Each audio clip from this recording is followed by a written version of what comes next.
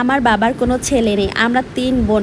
আমার বাবা কখনোই খুশি ছিলেন না আমরা 3 বোন হওয়াতে, কিন্তু আমার মা যথেষ্ট পরিমাণে সুখে ছিলেন, খুশি ছিলেন। পাড়া প্রতিবেশী সবসময় বলতে থাকতো যে তোমার কোনো ছেলে নেই। আমার বাবার ভাইয়েরাও সবসময় বলতে থাকতো তোমার মায়ের কোনো ছেলে নেই, কিন্তু আমার বাবা মায়ের খুব কষ্ট হতো। তারপর কি হলো, আমি পরিবারে ছিলাম বড় মেয়ে, আমি একটা ছেলের সাথে রিলেশন করলাম কিছুদিন যাবৎ। রিলেশন করার পর আমি সেই ছেলেটার সঙ্গে বিয়ে করলাম, কিন্তু আমি কখনোই আমার পরিবারকে জানাইনি, কারণ আমি জানতাম যে আমি পরিবারের বড় মেয়ে, আমাকে এখন বিয়ে দিবে না এবং আরও কিছু সমস্যা ছিল। আর আমার স্বামী ছিল বেকার, তাই তাকে কখনোই তারা মেনে নিত না।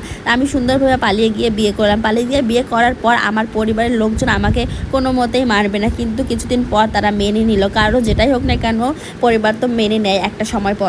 আমার স্বামী যেহেতু ছিল বেকার, তাই সে তার বাবা মায়ের সঙ্গে কথাবার্তা বলে বিদেশে যাওয়ার জন্য অ্যাপ্লাই করতো। আমার স্বামী বেকার থাকার কারণে আমি কখনোই বাচ্চা না ট্রাই করিনি, এবং আমরা দুজনে ঠিক করেছিলাম যে আমরা এখন বাচ্চা নিব না, বিয়ে 4 থেকে 5 বছর যাবে এবং ততদিন আমরা এস্টাবলিশড হয়ে সুন্দরভাবে বাচ্চা নেব।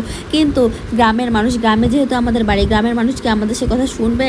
মুখের উপর বলে দিতে বাঞ্জা নাকি বাচ্চা হয় না, আরও অনেক ধরনের কথা। মানুষের কথায় তো আর কান দেওয়া যায় না। আর গ্রামের মানুষ বলে যাচ্ছে কি শুধু গল্প গুজব করে বেড়ায় এবং অন্যের কূটনৈতিক কথাবার্তা বলে বেড়ায়। এখানে এত পরিমাণে খারাপ লাগতো যা বলার মতো না, কিন্তু কি আর করব। আমার স্বামী প্রবাসে চলে যাওয়ার পর আলহামদুলিল্লাহ আমাদের পেটে বাচ্চা আসে, 3 মাসের বাচ্চা, এবং তখন আমার এত পরিমাণে সুখ লেগেছিল যা বলার মতো না। আমার বাচ্চাটা ধীরে ধীরে বড় হতে লাগে আমার পেটে। আমার স্বামী আমাকে বিদেশ থেকে অনেক যত্ন করেছে, যেহেতু আমাদের ভালোবাসার বিয়ে, এবং আমার স্বামী আমাকে যথেষ্ট পরিমাণে ভালোবাসে, সম্মান করে, দূর থেকে যতটুকু পারে সম্মান করে। কিন্তু আমার সন্তানটি এখন পর্যন্ত তার বাবাকে দেখতে পারেনি।